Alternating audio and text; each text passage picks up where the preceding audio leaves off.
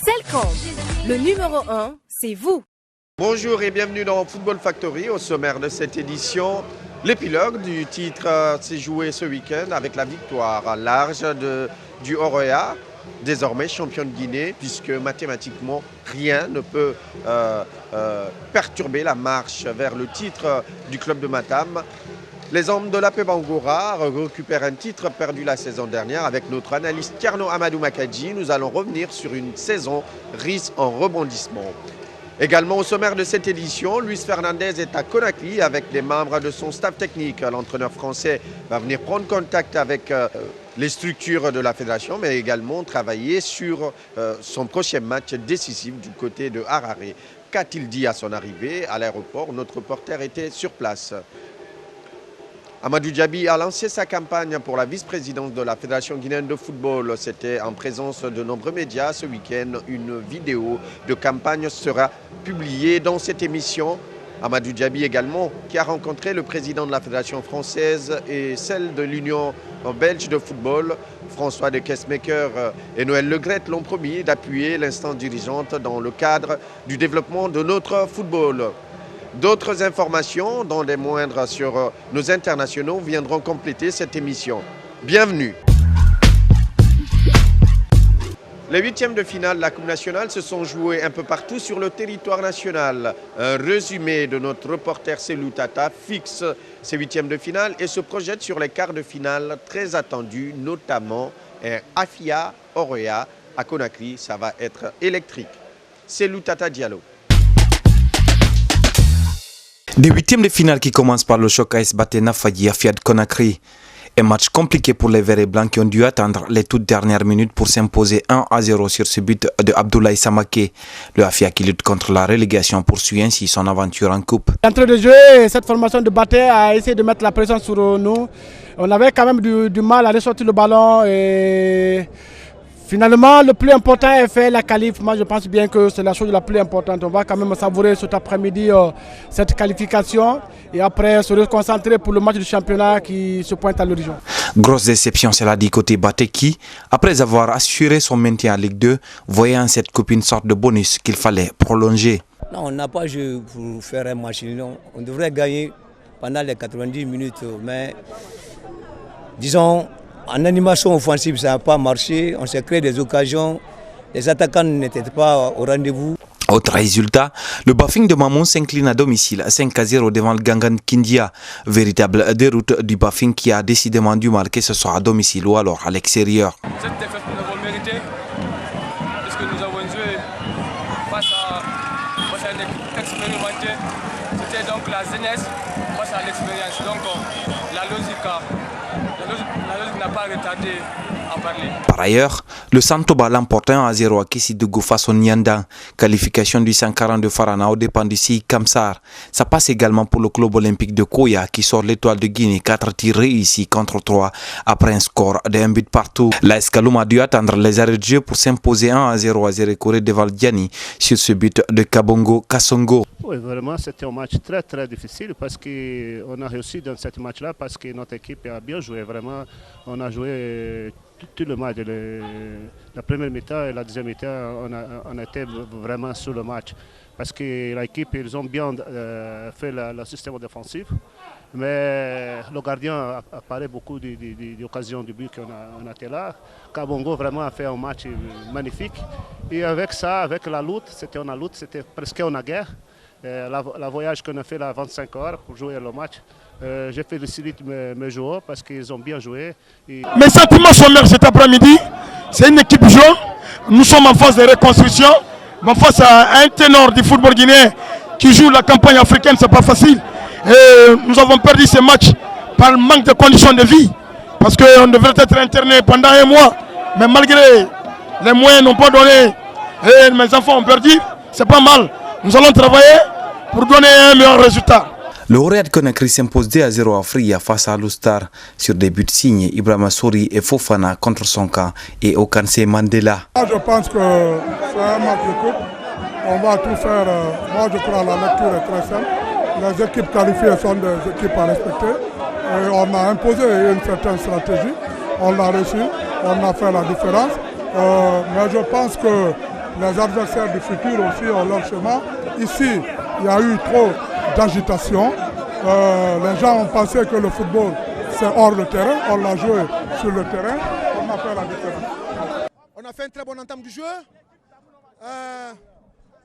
Après le premier but encaissé, vous savez, le mental de ces footballeurs guinéens, c'est pas un beau fixe. Moi, mes joueurs, ils ont baissé le bras.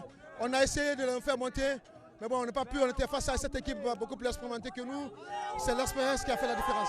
Et enfin, la surprise du chef est venue du Lelou FC qui, après un score de 0-0 dans le temps réglementaire, a sorti le Felo Stade Labé 3-1 au tir au but à l'Elouma.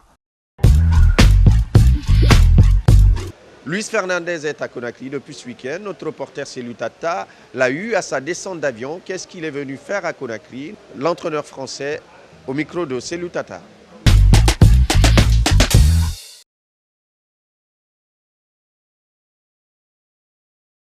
Le motif, comme j'ai toujours dit, qu'à partir du moment quand on devient sélectionneur d'un pays, c'est aussi de... On a des obligations à remplir, des obligations à venir, à être là, surtout quand on a un emploi du temps qui nous le permet, comme c'est le cas.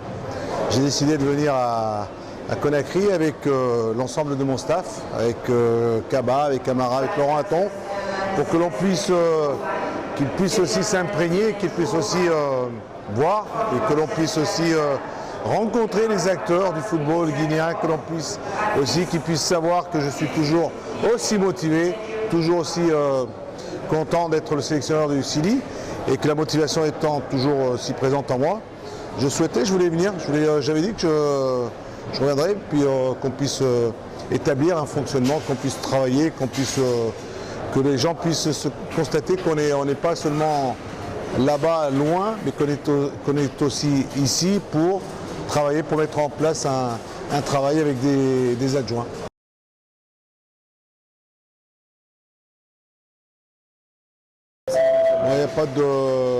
Je n'aime pas parler de contrat parce que les contrats ont été faits, ont été signés et que les contrats sont toujours respectés de part et d'autre. Et moi, ce qui m'importe le plus, ce qui est le plus important pour moi, c'est de préparer une équipe pour dans un mois.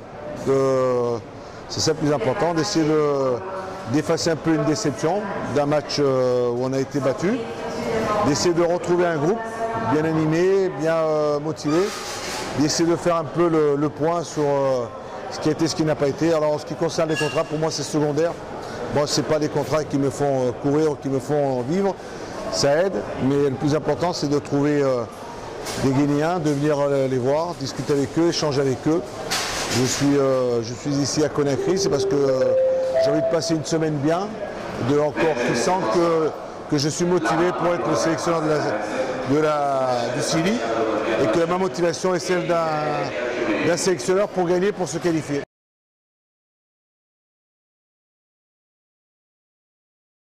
Les sanctions, on les connaît, on va attendre de faire le point pour certains d'entre eux, de regarder un peu s'ils désirent s'excuser, de faire un peu un certain mea culpa. Mea culpa, c'est de reconnaître qu'ils n'ont pas eu l'attitude correcte vis-à-vis pas d'un sélectionneur, mais vis-à-vis des supporters guinéens, vis-à-vis de ceux qui aiment le Sili, ceux qui sont ici.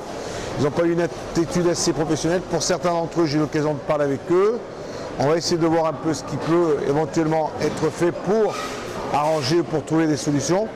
Mais c'est vrai qu'on a un match qui arrive. Il n'y aura pas les 6-8 qui seront rappelés.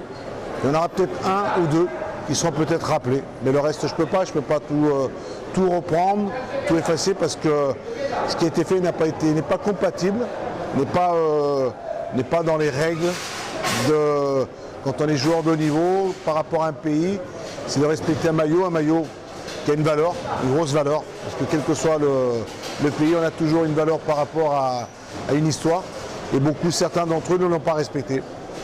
C'est pour ça on va réfléchir, et on va essayer de revenir ou faire revenir un ou deux qui auront peut-être eu ou peut-être la volonté de faire des excuses, de vraies excuses, mais pas aux sélectionneurs, à l'encadrement, aux supporters, aux coéquipiers qui étaient là. Parce que quand on s'est retrouvés pour commencer, on n'était que seulement 12, c'est difficile de commencer à travailler. Mais bon, ce n'est que du passé maintenant. On va se consacrer sur le futur, sur le présent.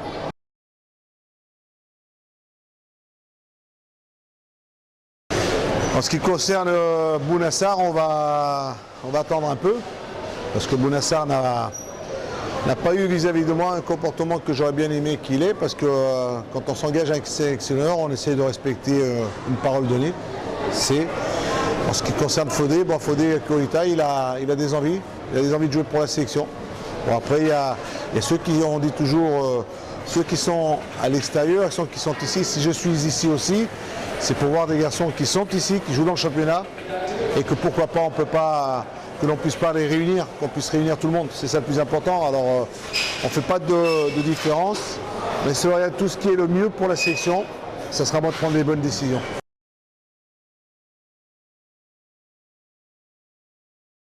Je ne sais pas. Il est venu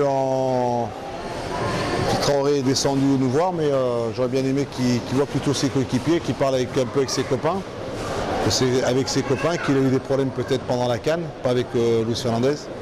C'est pour ça que quand on est joueur, on essaie de régler le problème avec ses coéquipiers le plus rapidement possible. Moi je ne l'ai pas eu, Bon, on va regarder un peu ses performances, on va dire, mais bon, il fait partie des garçons qui ont, pourquoi pas, une chance de revenir. Il est venu en stage, il est venu s'excuser, il est venu me parler, il est venu faire un peu son mea culpa.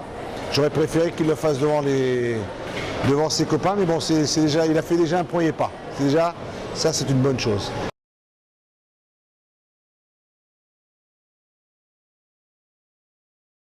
On s'est loupé au cours du premier match, on a essayé de ne pas se louper, on a un programme établi, on va essayer de regrouper les joueurs le plus tôt possible en début de semaine, la semaine avant le match qui va se dérouler un vendredi ou un samedi 4. On essaiera de faire une concentration, de partir une semaine là-bas plus tôt, de travailler, de faire un groupe qui soit compétitif pour gagner ce match. Amadou Diaby a officiellement annoncé sa candidature à la vice-présidence de la Fédération guinéenne de football. L'ancien président de Baraka et PDG de Imprimad va apporter une touche spécifique, comme nous le montre cette vidéo préparée par son équipe de campagne. Amadou Diaby, c'est le meilleur des meilleurs en Guinée. C'est ça que je dirais, le meilleur des meilleurs. Parce que c'est difficile, il y a des riches, il y a des boss qui n'organisent pas des compétitions pareilles. Et puis lui, il s'est sacrifié sans rien regarder. Et puis, il s'est sacrifié pour la jeunesse des Guinéens, pour la jeunesse guinéenne. Et puis, c'est un patriote, des purs des patriotes aussi.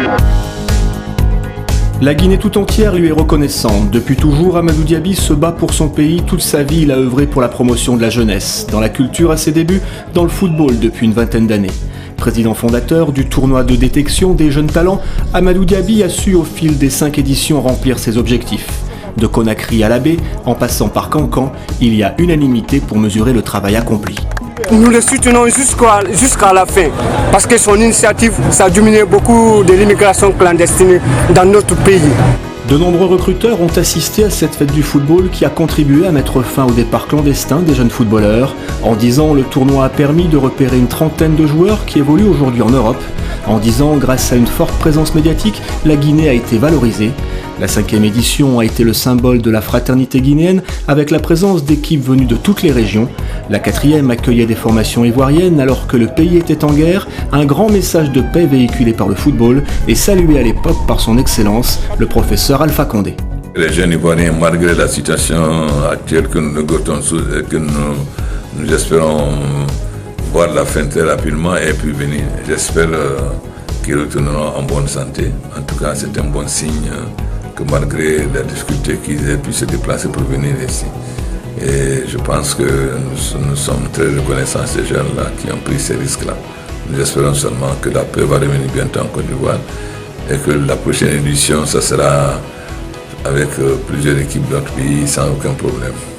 Fort de toutes ses expériences au service de son pays et du football, Amadou Diaby est légitime pour accéder à la vice-présidence de la fédération guinéenne. Ce manager a pour ambition de structurer cette instance, de la professionnaliser et de la doter de cadres et d'éducateurs compétents pour le plus grand profit de la jeunesse et de l'équipe nationale. Ses soutiens dans le pays sont nombreux, son réseau à l'international lui permet d'ouvrir de nombreuses portes, comme celle du président de la Fédération française de football qui s'est engagé dans une coopération. Le président m'a confirmé avec fermeté qu'il va nous accompagner et que d'ici mi-septembre, nous pouvons mettre les choses en place pour pouvoir envoyer un DTN à Conakry pour pouvoir organiser le football guinéen. J'ai envie que la Guinée soit citée parmi le grand pays aussi du monde. Et c'est mon combat de tous les jours. Mon désir de devenir vice-président, c'est parce que je voudrais déjà accompagner aussi le président Salif Camara, qui a déjà un chantier, et que je voulais augmenter encore plus ce qu'il a déjà commencé pour qu'ensemble, nous construisons le football guinéen. Avec Amadou Diaby comme vice-président, le renouvellement est en marche. La jeunesse et la Guinée peuvent avoir confiance. Demain, le Sili national occupera la place qui est la sienne et à travers le football, la paix et la fraternité seront des valeurs retrouvées. Dieu va vous récompenser, je suis convaincu. Parmi ces enfants qui sont arrivés, il y a ceux-là que Dieu aime. Et quand ils disent à Dieu, vraiment merci Amadou Diaby, c'est trop, hein? Merci. J'ai dit la fois dernière, vous êtes un homme béni. Donc à chaque instant, à chaque seconde, dites merci à votre maman. Parce que vous êtes béni. Je vous remercie.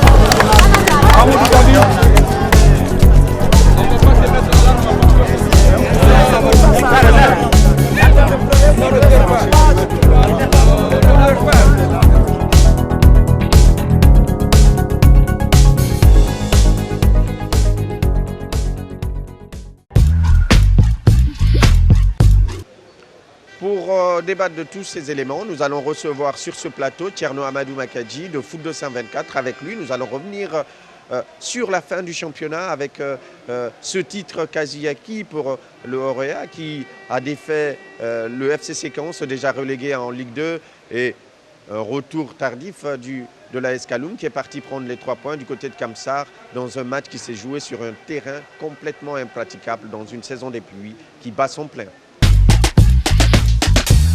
Thierno, le titre s'est joué ce week-end. Le Orea est officiellement champion de Guinée puisque mathématiquement le club de Matam ne peut plus être rejoint par son concurrent et rival l'AS Kaloum. Est-ce que c'est un titre obtenu de la plus belle des manières puisqu'il y a quand même un écart de points assez important?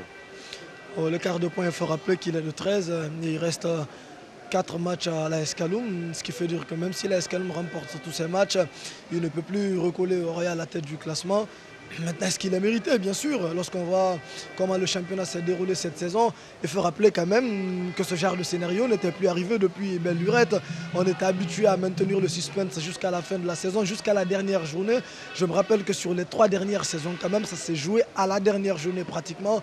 Là, carrément à 2 journées de la fin, le titre il est complètement dans la poche du Orea qui renoue avec le titre, puisqu'il faut rappeler que c'est son 4e titre à l'espace de 5 ans, ce qui dénote encore ou explique d'une certaine façon la suprématie que les Rouges et Blancs exercent en tout cas sur le championnat guinéen. Je pense que ça mérite. Je pense que l'AS Kaloum aussi... Qu'est-ce qui a fait la différence? Parce qu'on sait que Kaloum avait l'ambition de se maintenir à ce niveau-là. Pourquoi les Kaloumistes n'ont pas fait long feu cette saison? Je pense que la politique managériale du club a beaucoup fait défaut. Moi, je ne cesse de le dire depuis le début de la saison.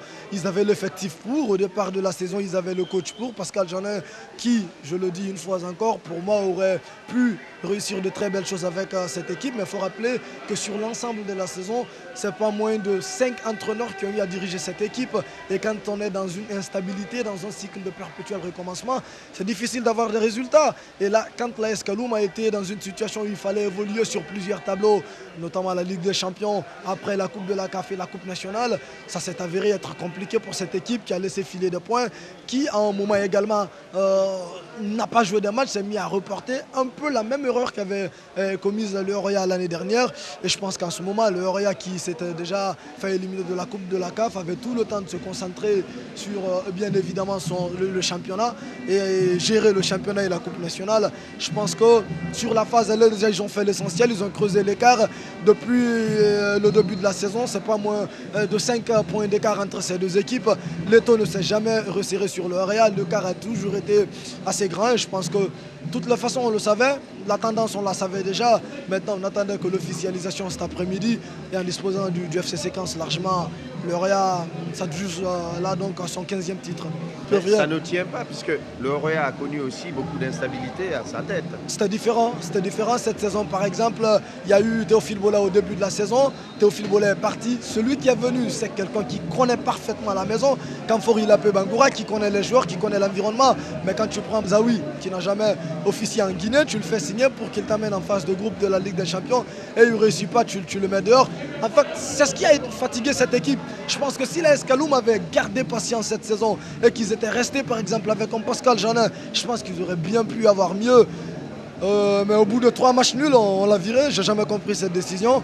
Maintenant, j'espère que le club calomiste va se remettre et peut-être jouer à fond ses cartes en Coupe nationale pour espérer bien sûr retrouver le parfum africain l'année prochaine. La tension autour du championnat ne baisse pas pour autant, puisqu'on sait que des clubs comme le Afia ou Santoba sont à la lutte pour le maintien. De ce côté-là, il va falloir jouer jusqu'à la dernière journée pour se sauver. C'est très passionnant, parce qu'il faut quand même rappeler qu'il y a 6 clubs qui sont concernés par la relégation. Je pense que c'est quelque chose d'inédit. Quand on fouille dans les archives, je ne crois pas que ça soit arrivé très souvent dans ce championnat. Et le Afia qui a peur de faire l'ascenseur, puisqu'il faut rappeler que cette équipe qui reste quand même une légende de notre football était en Ligue 2 l'année dernière. Et là, elle est revenue. Il y a eu également des changements qui n'ont pas aidé cette équipe. Mais là, c'est très compliqué avec le match nul obtenu du côté de Kindia ce week-end. Donc toutes les cartes sont redistribuées, mais ce qui est aussi passionnant, c'est que chaque équipe a son destin en main. C'est ça, tu gagnes, tu te maintiens, tu perds et voilà, tu ne peux en vouloir à personne. Et je pense que ça va être très passionnant quand même de voir la lutte entre le Afia, l'Atlético de Coléa, le Santoba, le Felostar de l'Abbé, le club industriel de Kamsar également qui est toujours à 24 points. Ça va être très passionnant. Je pense que c'est là que le suspense reste maintenu cette saison. On va suivre ça de très près. On va suivre ça. La Coupe nationale, on sait que les 8e de finale ont donné des affiches qu'on va attendre forcément. Un Roya Afia, même si le Roya est champion et largement devant en championnat, le Afia avec Mandou Diallo quand même, ça reste un os à croquer. En plus, c'est la Coupe nationale, il ne faut pas l'oublier.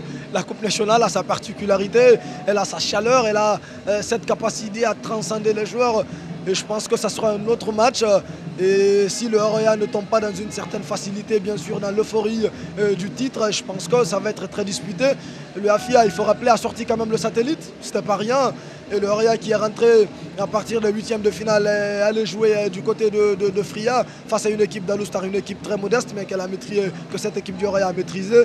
Oui, je pense que c'est la véritable affiche, mais attention, parce qu'en Coupe nationale, on ne sait jamais. On ne sait jamais, il faut rappeler quand même que l'Elou est en quart de finale. Il y a des équipes venues, surtout que cette équipe, comme j'aime à le dire souvent, c'est le Carrefour de la Guinée. Donc chaque fois, elle nous habitue à des choses. Et aller jouer à l'Elouma, laissez-moi vous dire que ce n'est pas un cadeau. Oui, Parana devra y aller pour obtenir une victoire, pour passer. Mais on sait que cette compétition également est la dernière chance de l'AS Kaloum ou d'autres clubs pour pouvoir sortir en compétition africaine. Est-ce que le Roya peut faire l'impasse sur la coupe ou ils vont essayer d'aller chercher le doublé, comme on l'entend le dire sur certains dirigeants de cette formation? Oh, est-ce qu'ils vont faire l'impasse? Je crois pas. Mais ils peuvent se déconcentrer mentalement puisqu'ils ont le titre. Ouais, c'est ça, parce que ce moment de relâchement peut profiter aux autres. Maintenant, je ne pense pas que volontairement, ils vont accepter de céder le titre. Enfin, c'est ce que je pense, parce que je me dis quand tu es un compétiteur, tu veux tout jouer à fond. Maintenant, l'AS Kaloum, c'est que c'est sa seule chance pour sortir en Afrique l'année prochaine. Et quand on voit quand même notre championnat, je me dis qu'à un moment, si l'AS Kaloum peut aller en Coupe de la CAF et le en Ligue des Champions, moi, sincèrement, je ne serais pas contre du tout parce que c'est les deux clubs qui sont quand même le plus représentatifs de notre football, même si je ne suis pas en train de dire que les autres n'ont pas le niveau. Mais ça va être très chaud de toutes les façons. Attendons de finir avec les quarts de finale. Ce qui est sûr, c'est que les deux équipes ne vont pas s'affronter en demi. Il faudra attendre la finale pour voir éventuellement s'affronter. même si, comme je le dis, peut-être qu'il y a une surprise. Il y a encore de Koya qui va venir aussi cette année, on ne sait jamais. Peut-être, pourquoi pas Farana ou le FC Les Loups, qui a un président formidable qu'on va recevoir dans cette émission pour parler de sa formation. Les Louma est une ville un peu enclavée de la Moyenne-Guinée, donc qui n'a que cette formation pour faire parler d'elle. Et effectivement, c'est une assez bonne chose pour cette formation. On va continuer. Le Oroya, est-ce qu'il ne faudra pas recruter pour aller en Coupe d'Afrique? Cette équipe, on l'a vu face à Santoba, elle a ramé, Oscar s'est promené. Cette défense a de plus en plus de difficultés. On parle d'un départ de Kifour vers l'étranger, mais également de Ben Youssouf. Est-ce qu'il ne faut pas recruter? Est-ce qu'il ne faut pas recruter guinéens et compléter par des étrangers de niveau international? Le Réal sait quelque chose, les compétitions africaines, ces 2 dernières saisons. Certes, on a été très emballé par son parcours en Ligue des Champions il y a 2 ans. Mais l'année dernière, sincèrement, on a été déçus de voir cette équipe être éliminée par une toute modeste équipe algérienne. Maintenant, oui, forcément, il faudra réajuster parce que le Réal est certes champion, mais il y a beaucoup de choses à revoir. Je pense qu'il faut même repenser ou réajuster un peu le projet du président Antonio Soare qui se fixe comme objectif de monter une équipe compétitive à l'horizon 2017. Mais là, je pense qu'il y a des réajustements à faire quand on voit l'effectif. Certes, il est de qualité, mais il y a des joueurs, je pense qu'il faut les lâcher un peu parce qu'ils sont arrivés, il y a la fin d'un cycle en fait. Oui. Il y en a qui sont là depuis 3-4 saisons, je pense qu'il y a la fin d'un cycle. Il faut maintenir ceux qui pour moi peuvent continuer à apporter quelque chose à cette équipe. Des gars comme Mandela par exemple qui ont encore du peps, qui ne sont qu'à pratiquement leur 2e expérience, si ce n'est la première véritable en Guinée. Mais il faut voir, faut réussir quand même à trancher, à réajuster. Et surtout à faire un travail de fond, surtout sur la préparation. Avec beaucoup de joueurs blessés, absents pendant longtemps, c'est assez compliqué. Surtout du côté du staff médical, il faudra travailler parce que c'est vrai quand même qu'il y a eu des joueurs comme Lapadougui qui n'ont pas joué. Jean-Noël Lingani, on l'a très peu vu cette saison. Mohamed Kamara Ali, certes, qui est sur le déclin, mais qu'on n'a pas du tout vu. Drogba, il y en a plein. L'infirmerie n'a jamais été quasi vide. L'entraîneur français qui réside à Paris, où il travaille pour Beansport et RMC à Conakry, avec certains membres de son staff technique. Déjà, c'est l'objet de beaucoup de critiques, le fait qu'il ne soit pas systématiquement présent à Conakry. Est-ce que ça va permettre aux gens d'être plus en contact avec lui et de désamorcer cette tension qui, pour moi, n'est pas fondamentale dans le cas du Sili actuellement? Je pense que pour désamorcer la tension, c'est les résultats. Ce sont seulement les résultats qui feront baisser un peu la tension au niveau du public, au niveau de certains observateurs. Mais est-ce que ça fait 3 mois depuis qu'il est là? Non. Est-ce qu'il n'est pas venu prendre l'argent par hasard, M. Luis? Vous êtes venu prendre le salaire? Enfin, je dis ça pour rigoler, je déconne. Donc oui, on attend quand même Luis Fernandez parce qu'on a beaucoup de questions à lui poser. Parce qu'on sait surtout qu'il y a le cas des joueurs qui avaient été bannis qu'il faut gérer. On apprend qu'il y a certaines tractations déjà qui sont en cours. Enfin, on a envie d'y voir clair. On va certainement... Je pense que ça sera passionnant cette conférence de presse qu'il animera. Et nous, journalistes, ça nous permettra de poser certaines questions et de comprendre, bien sûr, le bien fondé des choses. Parlant de Luis et du Sili national, l'ancien capitaine Kamiz Ayat part en Arabie Saoudite où il s'engage pour une année supplémentaire. Info Football Factory qui a été donnée le 25 dernier par nos équipes. Évidemment, pour un joueur de son âge, partir en Arabie Saoudite est un nouveau défi, un défi qui veut dire qu'il peut faire aussi l'impasse sur les convocations en sélection, puisqu'on sait que c'est un championnat, même s'il dépasse un peu le niveau des championnats nationaux en Guinée, mais qui est quand même assez éloigné du standard européen. Il a 30 ans, il a un physique imposant, il a un gabarit impressionnant. Peut-être qu'à un moment, son corps le trahit et c'est bien une destination exotique. Moi je dis que moi je trouve ça tout à fait raisonnable qu'il aille du côté de l'Arabie Saoudite. C'est bien, il fallait prendre quelques billets de banque et puis profiter. L'Arabie Saoudite, c'est pas aussi mauvais. On a aussi Guy-Michel Landel qui, en préparation également, a marqué la semaine dernière. C'est une bonne nouvelle parce que ça permet de voir un peu l'état de forme de certains joueurs du Sili national. Autant je suis déçu par le mercato de nos Guinéens qui vont en Ligue 2, qui connaissent une dégringolade. Autant je me réjouis quand même de voir certains qui retrouvent du réalisme en cette phase préparatoire. Nous avons eu un échange assez fructueux avec Thierno Amadou Makadji sur un ensemble de sujets concernant notre football. Notre consultant ne sera pas avec nous du côté de Casablanca et El Jadida, où l'équipe de Football Factory va se rendre pour suivre l'équipe nationale cadette qui fait une préparation. On n'a pas l'intention d'avoir le procès des observateurs qui nous traitent tout le temps d'être des journalistes du Sili national. Là, on va aller vers l'équipe nationale cadette qui se prépare dans de meilleures conditions, voir dans quelles conditions ils sont et comment l'équipe progresse avec l'encadrement, avec les joueurs, mais également voir l'environnement. Tout ça grâce à un sponsor qui met la main à la poche pour aider l'État, entre guillemets. Une compétition, ça ne se prépare pas du jour au lendemain. Mais j'aimerais qu'on puisse faire cela pour toutes les autres catégories de sélection en Guinée, que ce soit le Sili local, que ce soit les juniors ou que ce soit toutes les autres catégories.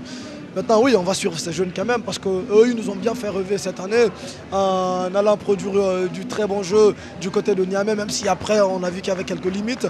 Maintenant, on espère qu'Amidou Camara pourra trouver la parfaite alchimie, recruter là où il faut, prendre des joueurs là où il faut, colmater certaines brèches. Et puis pour qu'on puisse faire une très bonne campagne du côté du Chili au mois d'octobre. On espère vous retrouver dans 2 semaines à Conakry pour parler de la fin de la saison, puisque le titre s'est joué ce week-end avec le Horoya qui a été sacré champion de Guinée en titre. Mais on revient sur le parcours et la lutte pour le maintien entre les 6 formations engagées. C'était Football Factory depuis le stade du 28 septembre. Merci de nous avoir suivis. À bientôt chez vous.